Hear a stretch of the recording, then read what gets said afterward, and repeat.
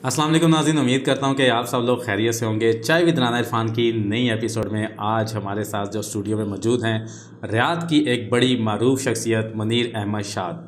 तारुफ तो इनका बहुत लंबा है, लेकिन बातें करते करते इनकी ज़िंदगी के बारे में जानते जानते इंशाल्लाह आप तक इनका तारुफ भी पहुँचाएँगे। आइए इनसे बात करते हैं। अस्सलाम वालेकुम। वालेकुम सलाम। जी तो मुनीर भाई, माशाल्लाह से सऊदी अरब में सबसे पहले हमेशा मेरा एक सवाल होता है कि सऊदी अरब में आपको कितना अर्सा यहाँ पर हो गया है? सऊदी अरब में ऑलमोस्ट 6 साल हो गए।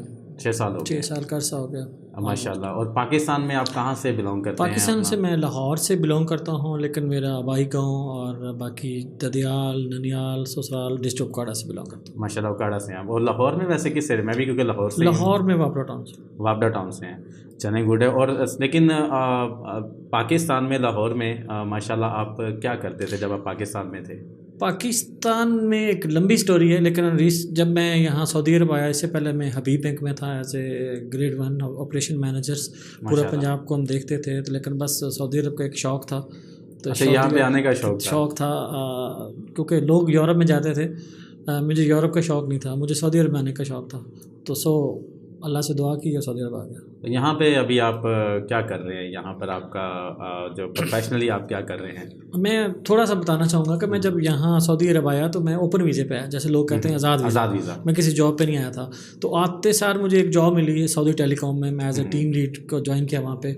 उसके बाद फिर ministry of finance, ministry of water, इस टाइम करंटली जो मिनिस्ट्री ऑफ इंटीरियर उसका एक डिपार्टमेंट है, उसमें एज ए सिक्योरिटी कंसल्टेंट के तौर में मैं अपनी खिदमत अंजाम दे रहा हूँ। जी तो मुनीर भाई, ये तो आपका प्रोफेशनल कैरियर है, लेकिन इसके अलावा जहाँ तक मेरे पास इंफॉर्मेशन है, मुझे आज भी याद है कि 2-2.5 साल पहले शायद आपसे मेरी पहली मुलाकात हुई थी मेरे SPL ग्राउंड के ऊपर। और मेरे ख्याल में तब तक स्पोर्ट्स एक्टिविटी को लेके आपको कोई भी नहीं जानता था, जहाँ तक मेरी इन्फॉर्मेशन। लेकिन इन्फॉर्मेशन मेरे पास ये है कि आप अपने बेटे की वजह से आप क्रिकेट में आए, उसके बाद फिर आप स्पोर्ट्स के अंदर छा गए। बल्कि यही नहीं, बल्कि आप 2 चैनल के आई थिंक ऑनर भी बन गए, तकबीर स्पोर्ट्स न्यूज़ और तकबीर न्यूज़। तो इसके बारे में हमारे नाज़रीन को आप क्या बताना चाहेंगे? ये बड़ा एक वैलिड और इंटरेस्टिंग क्वेश्चन है आपका कि एक टेक्निकल बंदा और एक बैंकर फिर मिनिस्ट्रीज़ में काम करने वाला स्पोर्ट्स में और आए और छा जाए। तो ये सारी चीज़ें मैटर करती हैं कि आपकी प्रायोरिटीज़ क्या हैं। और मैं जब यहाँ आया तो उस वक्त मैं समझता था कि सऊदी अरब में शायद स्पोर्ट नहीं होती। तो सबसे पहले बेटे को बड़ा शौक़ था, जैसे आपने कहा कि बेटे की वजह से, इसमें कोई शक नहीं है। माशाल्लाह फ़हद को मैंने देखा है, बहुत अच्छा भी खेलता है। तो उसमें मैंने फिर एक यूट्यूब से और फेसबुक से सर्च किया कि यार सऊदी अरब में क्रिकेट देख कितनी खेली जाती है। तो सबसे पहला शख्स आसिफ शेख साहब मुझे मिले। उन्होंने फेसबुक के मुझे जवाब दिया कि हम बच्चों के काम करते हैं। तो पहला बच्चा उस वक्त रॉयल अकेडमी ऑफ क्रिकेट में वो उन्होंने ज्वाइन किया एक बच्चे के साथ, फ़हद के साथ, 3 साल पहले। तो 3-4 बच्चे और आगे, मतलब 3 बच्चों से हमने इनिशियल स्टार्ट लिया। तो माशाल्लाह फिर आहिस्ता बढ़ता गया। तो एक दिन आया कि आसिफ साहब के पास कोई 20-30 बच्चे होगा माशाल्लाह। तो वो उसको बाद मुझे पता चला यार कि वहाँ के यहाँ तो बड़ों भी 2-3 एसोसिएशन है, क्रिकेट भी खेली जाती है। तो वो फिर हम यहाँ पे हमारे कुछ जो सो कॉल्ड मीडिया के मतलब लोग पाए जाते हैं हमेशा, उनको कहना यार कोई न्यूज़ लगा दो, कोई खबर लगा दो, तो नहीं जी ये तो वीडियो सही नहीं है, ये तो फलां सही नहीं है, तो ये हो नहीं सकता। मैं कहा ठीक है चले, नहीं होता। तो फिर हमने चैलेंज लिया और फिर उसको बाद फिर हमने यूट्यूब चैनल बनाया, फिर फेसबुक चैनल बनाया, फिर कुछ तकबीर के लोगों से मुलाकात हुई। तो सबसे पहले फिर स्पोर्ट चैनल लॉन्च किया, फिर तकबीर न्यूज़ के साथ ज्वाइन किया, फिर उसको प्रॉपर हम सैटेलाइट पे ले जाने लगे। उसके अलावा हमने कंपनी रजिस्टर कराई। तो इसी हवाले से फिर बढ़ते फिर क्रिकेट में इंटरेस्ट पैदा हो गया। तो डेफिनेटली जिस चीज़ में आपकी लगन होती है तो फिर उसको आप आगे लेके बढ़ते भी हैं। तो मेरा ख्याल है उस वक्त शायद आप भी विटनेस हो गए, स्पोर्ट्स को कोई नहीं पूछता था, लेकिन जब हमने स्पोर्ट्स में काम किया पूरी सऊदी अरब में, इस टाइम पूरे सऊदी अरब में स्पोर्ट्स के हवाले से मुझे लोग जानते हैं। नहीं माशाल्लाह, मेरे अपने SPL की बहुत सी न्यूज़ जो है वो तकबीर स्पोर्ट्स के ऊपर आती रही हैं।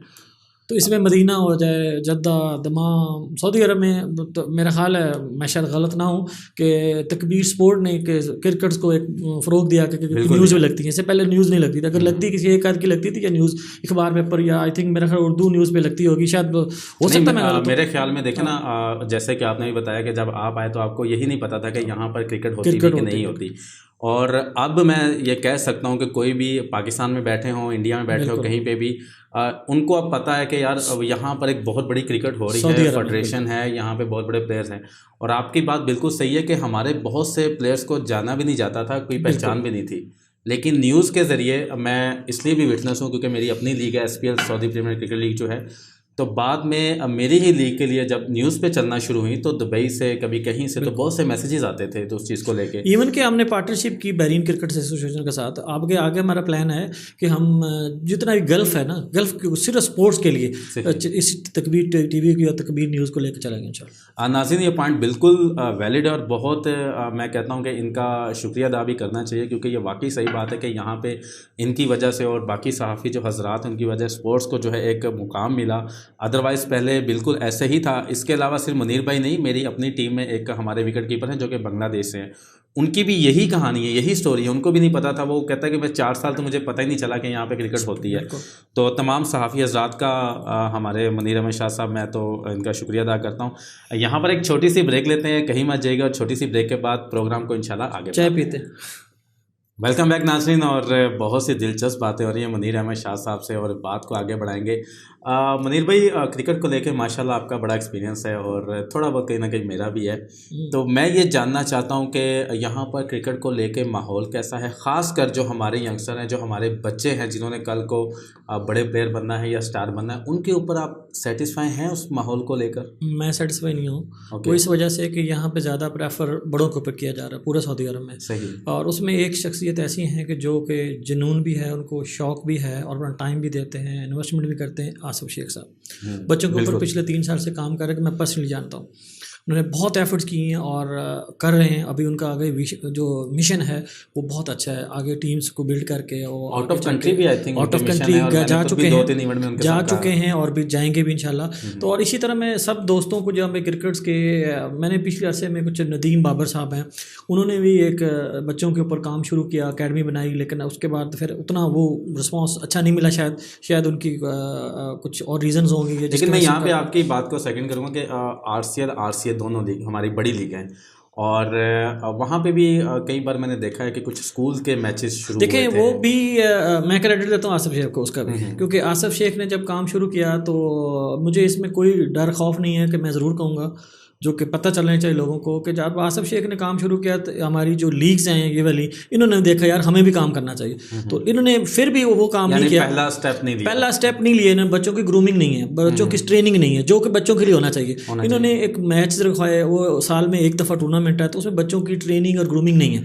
मैचेज होना नहीं, लर्निंग नहीं है, प्रैक्टिस नहीं है, जो कि पूरा सऊदी अरब में नहीं है। सिर्फ याद की नहीं बात कर, पूरा सऊदी अरब में नहीं, बच्चों के ऊपर काम नहीं कर रहे लोग। यानी आपने सारा साल बच्चों को पढ़ाना नहीं है, सीधा एग्जाम में बिठा टूर्नामेंट वाला। हाँ, फिर उसके बाद टीम सेलेक्ट की जाती है। मैं नदवी साहब के लिए भी मैसेज देना चाहूँगा कि डायरेक्टली टीम सेलेक्ट कर ली जाती है और उसके बाद जाएँ जी विन करके, हाउ दे पॉसिबल कि आप उसको ट्रेन नहीं करते, आपके पास ट्रेनिंग नहीं है, आपके पास अकेडमी नहीं है, फिर आप कहते हैं विन करके आए, फिर आप कहते हैं हमारे पास ये है तो वो है। नहीं, मेरा इख्तिलाफ है इसमें। नाज़रीन, मैं भी यहाँ पे थोड़ा सा बच्चों को लेकर सेटिस्फाई नहीं हूँ, यहाँ की क्रिकेट को लेके, और मैं इंशाल्लाह कोशिश करूँगा कि मैं अपने प्रोग्राम में आसिफ शेख साहब को भी यहाँ पे बुलाऊँ, क्योंकि बच्चों की क्रिकेट, उनके फ्यूचर के ऊपर बात करना बहुत ज़रूरी है, तो उसको इंशाल्लाह हम उसमें मज़ीद हाईलाइट करेंगे। मैं इसमें एक क्रिकेट के वाले से आसिफ शेख साहब की काविश को एक अप्रिशिएट करूँगा कि जो उनके पास इनिशियल में बच्चे थे, उसमें जो, मैं ये नहीं कह रहा कि मेरा बेटा था, फहद अंडर 16 में सिलेक्शन के प्रोसीजर में गया, लेकिन वही जो हमारा रूटीन्स होती है, जो हम बीइंग हर जगह ये चलता है, तो उसको मैच का चांस नहीं दिया गया।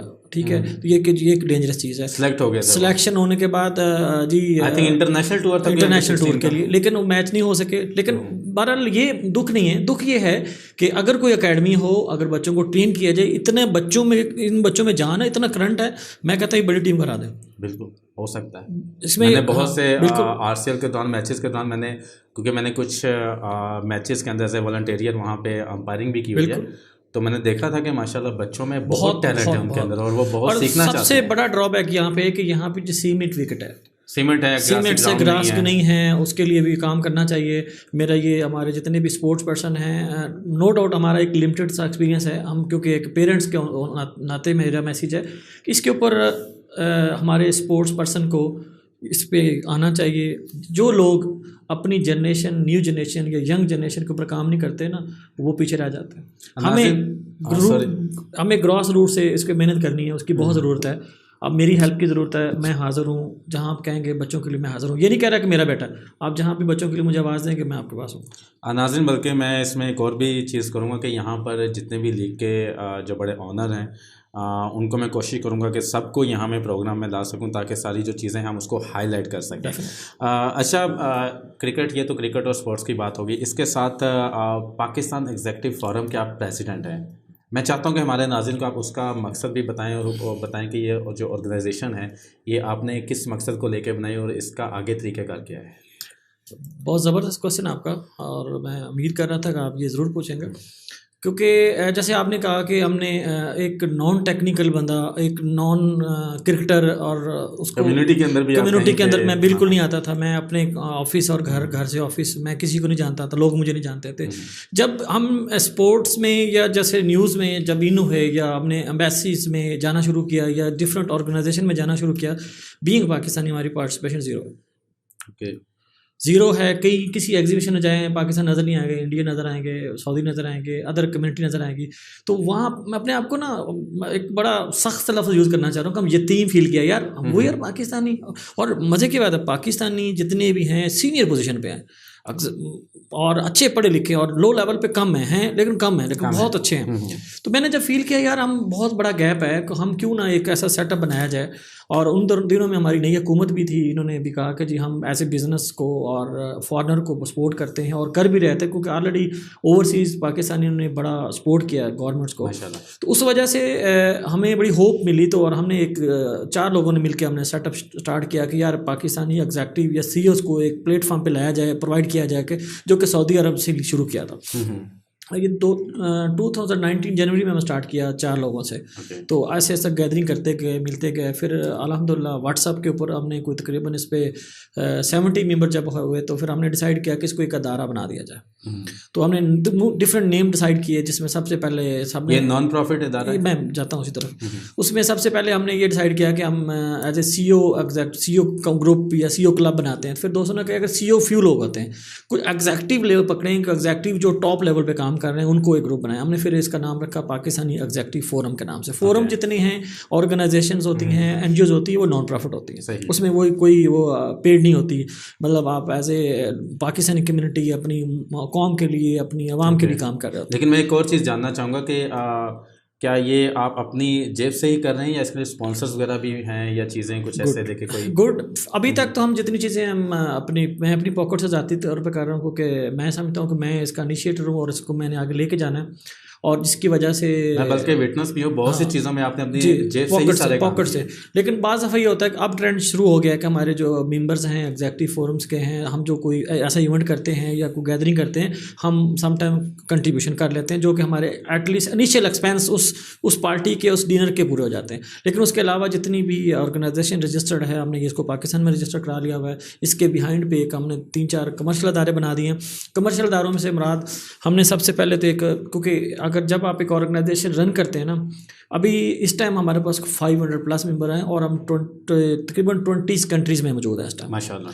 और काफ़ी तेज़ी से फैल गया था। उसके लिए हमें ज़रूरी था कि हम अपना नेम सेव करें, PF को, पाकिस्तान एग्जीक्यूटिव फोरम को। उसके बिहाइंड फिर हमने कंपनी रजिस्टर कराई, जो कि पाकिस्तान के रूल्स के मुताबिक सही। फिर अब उसके अलावा 2-3 प्रोजेक्ट जो प्रॉफिट होंगे, जिसके थ्रू हम ये चला सकेंगे, क्योंकि इतना बड़ा ग्रुप फोरम, उसके लिए फ़ंड चाहिए होता है। तो हम आगे जाके पाकिस्तानी कौम के लिए स्पेशली एक PF shipping and logistic form बना रहे हैं, जिसमें हम फंड आएगा जो पाकिस्तान के तो फोरम को सपोर्ट करेगा।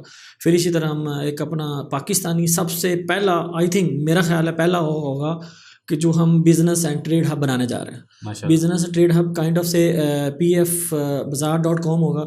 उसके ऊपर पूरी दुनिया पाकिस्तानी की प्रोडक्ट की पूरी A to Z प्रोडक्ट वहाँ पे होगी। दुनिया से कोई बंदा भी जाए, जैसे alibaba.com है, तो वो जाएगा अपनी प्रोडक्ट, पाकिस्तानी प्रोडक्ट। क्या बात है। तो वो आप बाई कर सकते हैं उसको। वो एज ए B2B बिजनेस होगा, लोकल नहीं होगा। जैसे आपने 1-to-1 नहीं करना, 2B2B बिजनेस का। इसका नाम क्या होगा? पाकिस्तानी नहीं, इसका नाम है PF बाजार। जी, PF पाकिस्तान एग्जीक्यूटिव फोरम और बाजार उसका नाम रख दिया।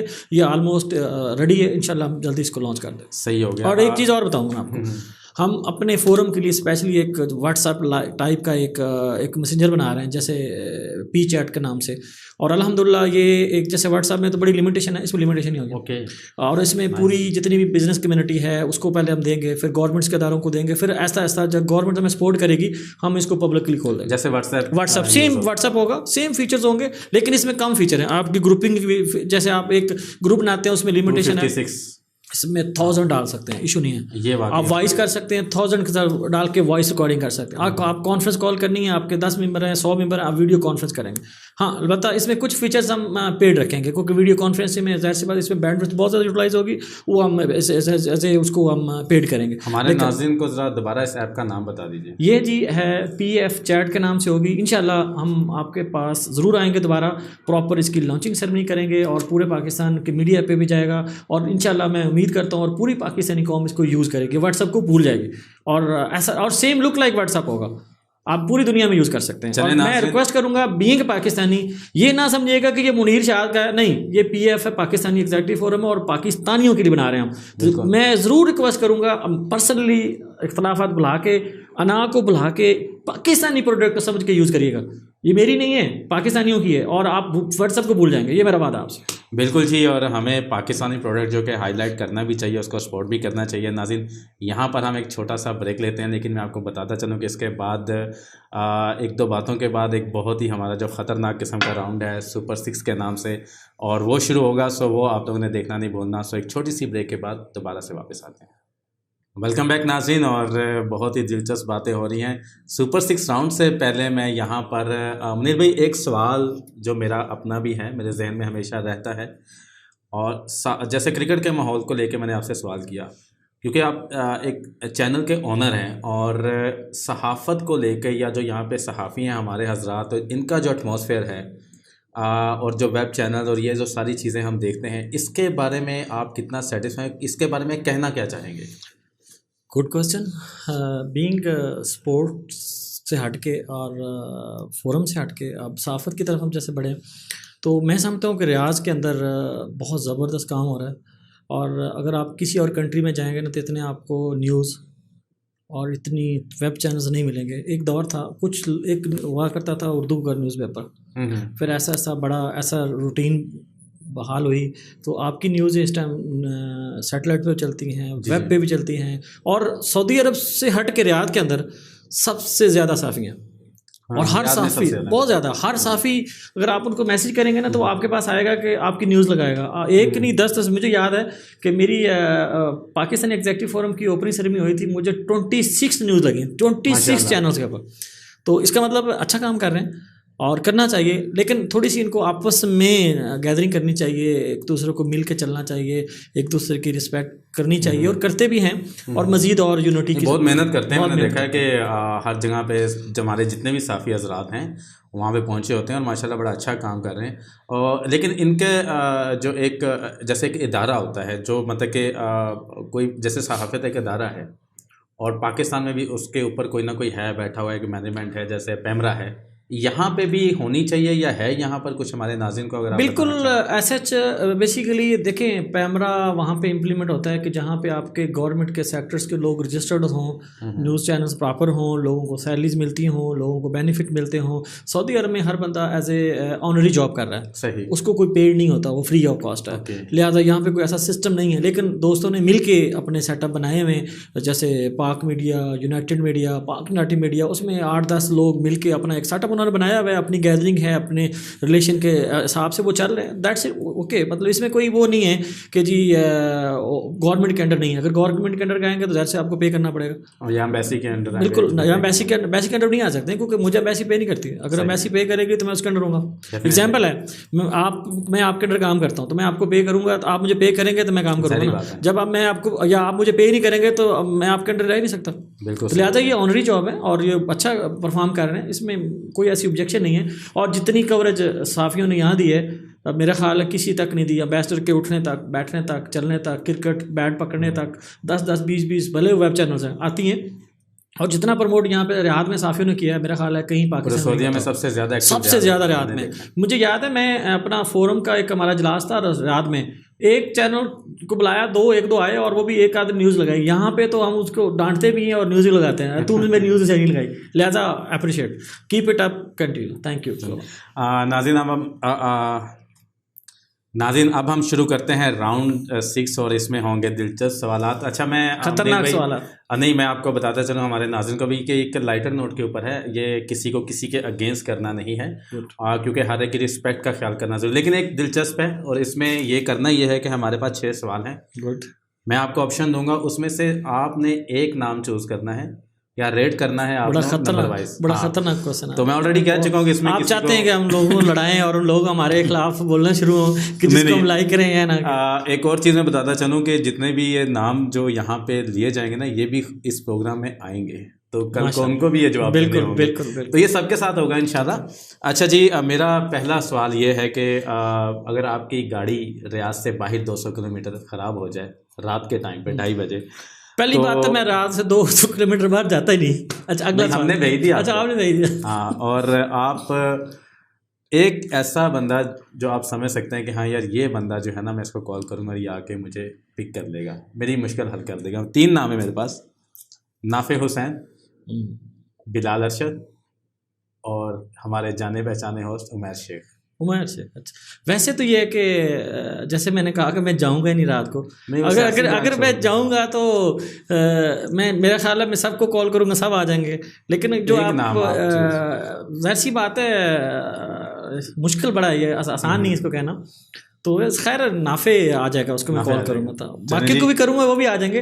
लेकिन नहीं अभी आप लोग एतबार ना कीजिएगा, बिलाल और उमैर ये नाफे का नाम दिया गया है। सो खैर, अच्छा मेरा सेकंड सवाल ये है कि वैसे तो ऑलरेडी हम लोग सहाफ़त के ऊपर बात कर चुके हैं, हमारे सहाफ़ी आज़ाद माशाल्लाह नो डाउट सब बहुत अच्छा काम कर रहे हैं, लेकिन 3 नाम है मेरे पास सहाफ़ियों के देके, अगर उनको रेट करना पड़े कि आप किसी को नंबर 1 दें, नंबर 2, नंबर 3, जुल्म करेंगे आप। नहीं कोई नहीं, वो देना पड़ेगा। और मेरे पास जो नाम है वो भी बड़े इंटरेस्टिंग है, ये भी याद रखिएगा। और वो मेरे ख्याल में तीनों नाम आपके लिए बड़े करीबी हैं।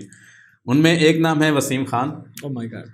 नंबर 2 जो है हमारे पास जो नाम है ज़काउल्लाह मोहसन। नंबर 2 है? नहीं वो मेरी तरफ से ऑप्शन जो है। और नंबर 3 जो है वो मेरे पास मौजूद हैं आबद शमून। ओह माय गॉड, अच्छा। तो वसीम खान, ज़काउल्लाह मोहसन, आबद शमून, अब इनमें आप किसको नंबर 1 देंगे, नंबर 2, नंबर 3? मेरे हिसाब से तीनों नंबर 1 ही है, लेकिन एक एसोसिएशन होती है आपकी, एसोसिएशन होती है डेफिनेटली। बड़ा मुश्किल सा है इसको वैल्यूएट करना, आसान नहीं है। तीनों एक जैसे ही हैं, मेरे लिए काबिल कदर हैं, लेकिन इन दिनों में मैं शायद ज़का को प्रेफर करूँ। ज़काउल्लाह मोहसन। और सेकंड नंबर पे? सेकंड पे आबद शमून। और थर्ड पे वसीम। वसीम जल्दी बंदा है, आपका नाराज भी नहीं होगा मुझे लगता है। वसीम का तो किसी दौर में पहला नंबर बनता था, तो अब तो तीसरा भी नहीं बनता। तीसरा भी नहीं बनता, अल्लाह खैर करे। लेकिन अब तो आपने 3 नाम लिए ना, लेकिन ये आप वसीम भाई पर्सनली पूछ लीजिएगा कि ये शरारत क्यों कर रहे हैं आपके साथ। अच्छा जी, अब मेरे पास एक और बड़ा इंटरेस्टिंग सवाल है, और काफ़ी इंटरेस्टिंग सवाल, खतरनाक सवाल है, बड़े खतरनाक सवाल है। अगर आपको डिनर पे किसी एक बंदे को लेके जाना चाहे, रियाद की बंदा या बंदी? बंदा सर जी, रियाद की 2 बड़ी शख्सियत हैं, डिनर पे अगर आपको लेके जाना पड़े तो 2 नाम है मेरे पास, RCL के प्रेसिडेंट हनीफ बाबर और RCA के CEO। दोनों को नहीं ले जाऊंगा, नदीम बाबर। दोनों को नहीं ले जाऊंगा। क्यों, ज्यादा खाते हैं? बिल ज्यादा बन जाएगा। दोनों को नहीं लेके जाऊंगा, एक को आपको लेके दोनों को नहीं लेके जाऊंगा मैं। क्यों? मेरी मर्जी नहीं, लेकिन आपको मैं आपको ले जाऊंगा उनकी जगह में। नहीं सर, मैं नहीं जाना, आपको एक नाम चूज करना है, एक नाम आप चूज करना है। बड़ा मुश्किल क्वेश्चन है, बड़ा बारी बारी दोनों को ले जाऊंगा। एक नहीं सर, एक नाम आपने लेना है। एक दफा नदीम साहब को, एक दफा बाबर साहब, पहले आप नदीम भाई को लेके जाएंगे। दोनों को ले जाऊंगा, लेकिन बारी बारी दोनों को ले जाऊंगा। इससे ये पता चलता है कि नदीम बाबर साहब आपको ये लेके जाएंगे, हनीफ भाई साहब आपको ये नहीं, दोनों को हम ले जाएंगे या दोनों इकट्ठे ले जाएंगे। ये इनका क्वेश्चन ही गलत है, ये इनका क्वेश्चन ही बड़ा ही, मनीर भाई नाम एक ही है, नाम एक है, ये तो बड़ा चॉइस नहीं है ना, मतलब आप तो लड़ा रहे हैं हमें, मतलब कोई बात नहीं, हम सुलह करवा देंगे बाद में। चलें नदीम बाबर को ले, नदीम बाबर। चलें जी, उसके बाद अच्छा चलें, मैं रियाद की शख्सियात को ज़रा साइड पे करता हूँ और लॉन्ग ड्राइव पे एक सवाल कर लेते हैं। अगर आपको लॉन्ग ड्राइव पे जाना पड़ जाए किसी के साथ और वो फीमेल है, तीनों, और उनमें जो मेरे पास नाम है वो है कतरीना कैफ। वो तो इंडिया बैठी है, कोई बात नहीं, आ जाएगी, बुला लेंगे। करीना कपूर, आप चैनल के ऑनर हैं सर, आ जाएगी वो, आ जाएगी। कतरीना कैफ, करीना कपूर और हमारी भाभी।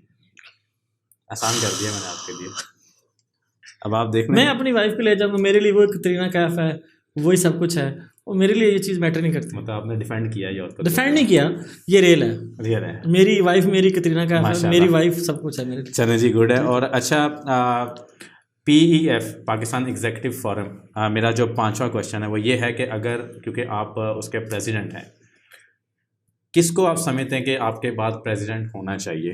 मेरे पास 2 नाम हैं। अच्छा, आसिफ शेख और हाफिज इमरान। एक नाम लेना है, दोनों को नहीं बनाऊँ। दोनों बन ही नहीं सकते, प्रेसिडेंट तो एक दोनों को बना दो एक साथ ही। हाफिज इमरान हाफिज इमरान साहब को। गुड। अच्छा, मेरे पास आखिरी क्वेश्चन है और वो भी सबसे खतरनाक क्वेश्चन है। खतरनाक चीज़ें लेके आते हैं हमेशा। सर क्या करें, क्रिकेट में तो फास्ट बॉलिंग भी करते रहे हैं, तो बाउंसर मारने की वो थोड़ी सी आदत है छोटी सी। तो एक आखिरी सवाल है इस प्रोग्राम का, मेरे ख्याल में सबसे इंटरेस्टिंग सवाल होगा, जो लोग रियाद में और सऊदी अरब में रहते हैं। इनमें से किसके साथ आप ज़्यादा टाइम स्पेंड करना चाहेंगे या आप गपशप ज़्यादा करना चाहेंगे? उसमें दो मेरे पास नाम हैं और दोनों दो पार्टियों के प्रेसिडेंट हैं। एक हैं पीटीआई के प्रेसिडेंट अकील अराई साहब और दूसरे हैं नून लीग के प्रेसिडेंट राना खालिद अकरम। इन दोनों में से आप किसके साथ? वैसे तो लोग जाते हैं जो मौजूदा गवर्नमेंट है उसको ज़्यादा प्रेफर करते हैं, लेकिन मेरे लिए जो काबिल एहतराम है वो नून लीग के राना साहब। मैं लेकिन नून लीग का हूँ नहीं, लेकिन उनकी शख्सियत मेरे लिए दोस्ताना है, मेरे लिए और रियाद से भी हैं, और रियाद से भी हैं डेफिनेटली, और अच्छे इंसान हैं और हमेशा लोगों के साथ मिल के चलते हैं। खैर बुरे अकील साहब भी नहीं हैं, तो ये नहीं कि अब लोग कहेंगे जी मैं पीटीआई करनी है नून लीग तो जैसे लेवल है, लेकिन ये कि डेफिनेटली वो थोड़ा सा प्रेफर दूंगा उनके साथ करेंगे। नाज़रीन, ये था हमारा आज का प्रोग्राम और मुनीर अहमद शाद से आज हमने बहुत से दिलचस्प बातें की, सवालात की और बहुत सी नई इन्फॉर्मेशन भी दी, और मैं उम्मीद करता हूँ कि आपको हमारा ये प्रोग्राम पसंद आया होगा। इंशाल्लाह अगली एपिसोड में हम नए गेस्ट के साथ हाजिर होंगे। जाने से पहले आप लोगों से रिक्वेस्ट है कि हमारे चैनल को राना इरफान SPL और हमारा फेसबुक जो पेज है राना इरफान SPL उसको फॉलो और सब्सक्राइब ज़रूर करना है। अपने कमेंट करके आपने बताना है अगर आप कोई भी किसी भी गेस्ट को सऊदी अरब से आप हमारे प्रोग्राम में देखना चाहते हैं या कोई सवाल आप रेज़ करना चाहते हैं, पूछना चाहते हैं, तो प्लीज़ कमेंट करके ज़रूर बताइएगा। नेक्स्ट एपिसोड तक के लिए हमें इजाज़त दीजिए, अपना बहुत ख्याल रखिए। Thank you so much. अल्लाह हाफिज़।